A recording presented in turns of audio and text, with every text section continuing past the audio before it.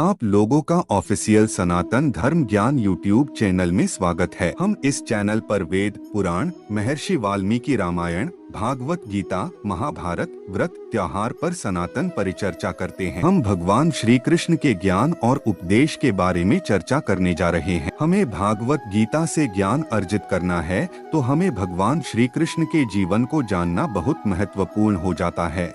आज का टॉपिक है भगवान श्री कृष्ण से लीजिए जिंदगी के 6 सबक। अगर गौर करें तो हम पाएंगे कि भगवान श्री कृष्ण का पूरा जीवन मैनेजमेंट की प्रयोगशाला जैसा है। कुरुक्षेत्र में 2 सेनाओं के बीच खड़े होकर भारी तनाव के समय उन्होंने अर्जुन को जो ज्ञान दिया वह दुनिया में श्रेष्ठतम है। गीता का जन्म हुआ युद्ध के मैदान में 2 सेनाओं के बीच। जीवन की श्रेष्ठतम बातें भारी तनाव और दबाव में ही बाहर निकलती हैं। अगर आप दिमाग को शांत और मन को स्थिर रखने की कोशिश करें तो सबसे बुरी परिस्थितियों में भी अपने लिए कुछ बहुत बेहतरीन निकाल पाएंगे। यही सिखाते हैं कृष्ण। गीता पढ़ने से पहले अगर इसी बात को समझ लिया जाए तो गीता पढ़ना सफल हुआ। श्री कृष्ण का जीवन ऐसी ही बातों से भरा पड़ा है।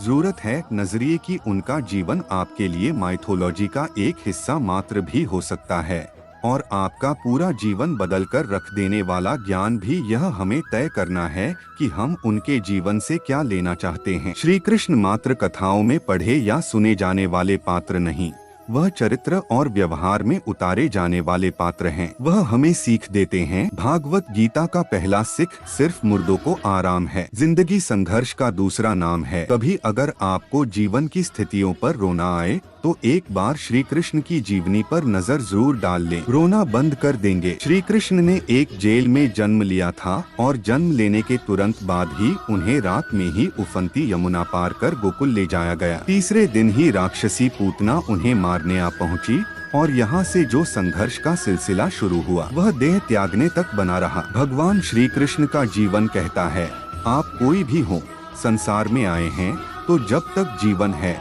आपको संघर्ष करना ही होगा। वे चाहे श्री कृष्ण हो या मर्यादा पुरुषोत्तम श्री राम जी, मानव अवतार लेकर परमात्मा भी सांसारिक चुनौतियों से बच नहीं पाए। लेकिन श्री कृष्ण ने कभी किसी बात की शिकायत नहीं की। हर परिस्थिति को जिए और जीते। श्री कृष्ण कहते हैं, परिस्थितियों से भागो मत, उसके सामने डटकर खड़े हो जाओ, क्योंकि कर्म करना ही मानव जीवन का पहला कर्तव्य है। हम कर्मों से ही मुश्किलों को जीत सकते हैं। भागवत गीता का दूसरा सिख शिक्षा वही जो अज्ञान घटाए, कौशल बढ़ाए। श्री कृष्ण ने अपनी शिक्षा मध्य प्रदेश के उज्जैन में सांदीपनी ऋषि के आश्रम में रहकर पूरी की थी। कहा जाता है कि 64 दिन में उन्होंने 64 कलाओं का ज्ञान हासिल कर लिया था। वैदिक ज्ञान के अलावा उन्होंने कलाएं सीखी। शिक्षा ऐसी ही होनी चाहिए जो हमारे व्यक्तित्व का रचनात्मक विकास करे। संगीत, नृत्य, युद्ध सहित 64 कलाएं कृष्ण के व्यक्तित्व का हिस्सा बनी। अगर आप विद्यार्थी हैं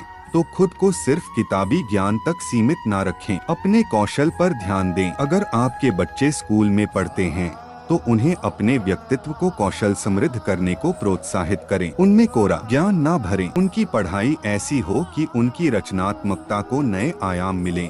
भगवान गीता का तीसरी सीख है, प्रेम बचा रहेगा शेष, रिश्तों में करें निवेश। कृष्ण ने जीवन भर कभी उन लोगों का साथ नहीं छोड़ा जिनको मन से अपना माना। अर्जुन हो, सुदामा या फिर उद्धव, श्री कृष्ण ने जिसे अपना मान लिया उसका साथ जीवन भर दिया। रिश्तों के लिए उन्होंने कई लड़ाइयाँ लड़ी और रिश्तों से ही कई लड़ाइयाँ जीती। उनके जीवन का सीधा संदेश है, सांसारिक इंसान की सबसे बड़ी धरोहर रिश्ते ही हैं। अगर किसी के पास रिश्तों की थाती नहीं तो वह इंसान संसार में अच्छा जीवन नहीं जी सकता। इसलिए रिश्तों को दिल से जिएं और उन्हें प्रेम से भरपूर बनाए रखें। भगवान गीता का चौथी सीख कहती है, शांति की चाह बनेगी उन्नति की राह। श्री कृष्ण ने महाभारत का युद्ध होने से पहले शांति के लिए पांडवों और कौरवों के बीच मध्यस्थता की। हालांकि दोनों ही पक्ष युद्ध लड़ने के लिए आतुर थे, लेकिन श्री कृष्ण ने हमेशा चाहा कि कैसे भी युद्ध टल जाए। सबक यही है कि झगड़ों से कभी समस्याओं का समाधान नहीं होता। शांति के मार्ग पर चलकर ही हम समाज का रचनात्मक विकास कर सकते हैं। श्री कृष्ण ने समाज के लिए और मन के लिए शांति को ही सर्वोपरि कहा। उन्होंने समझाया कि कोई भी परेशानी तब तक मिट नहीं सकती जब तक शांति ना हो। शांति से ही सुख मिल सकता है, वह चाहे वैयक्तिक हो या समाज की।